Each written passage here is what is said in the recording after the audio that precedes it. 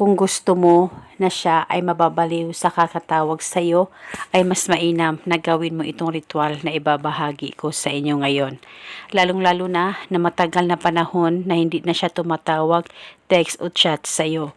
At kahit hindi naman kayo hiwalayng dalawa, pero ikaw ay hindi na kinokontak niya.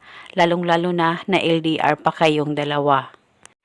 Kaya itong ritual na ibabahagi ko sa inyo ay makakatulong ito upang makapag-usap at tatawagan ka ng mahal mo at ngayon mismo kukontakin ka niya sa oras na magawa mo ang ritual na ito.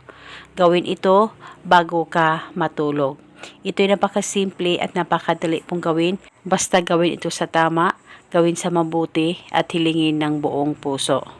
Una, bago ka matulog, kumuha ka ng papel at panulat at isulat sa papel ang kanyang tunay na pangalan at apelido ng isang beses. At sa ibaba isulat mo, call and text me now.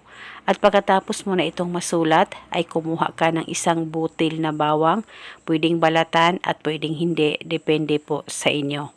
At pagkatapos, ay hawakan mo muna saglit ang ritual, hawakan mo ang papel at ang bawang, pakaisipin mo ng mabuti ang mahal mo, mag-focus at mag-concentrate ka, ipikit ang mga mata mo at ibulong mo ang mga salitang ito.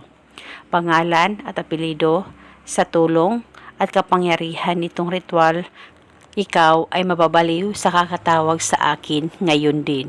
Ibulong mo lamang ito ng 3 beses. Pwede ka magdagdag ng hiling kung gusto mo, wala pong problema.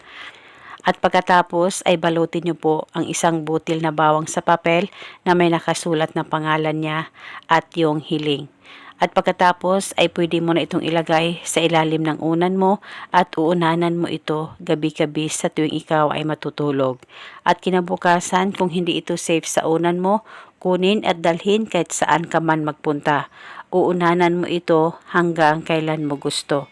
At kung sakaling okay na kayo at palagi na siyang tumatawag, text o chat sa'yo, ay pwede mo nang ihinto ang ritual, itapon mo lamang ang bawang at sunugin mo ang papel.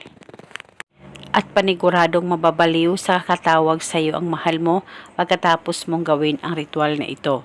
At eto muna sa ngayon, maraming salamat po sa panonood. May God bless us all.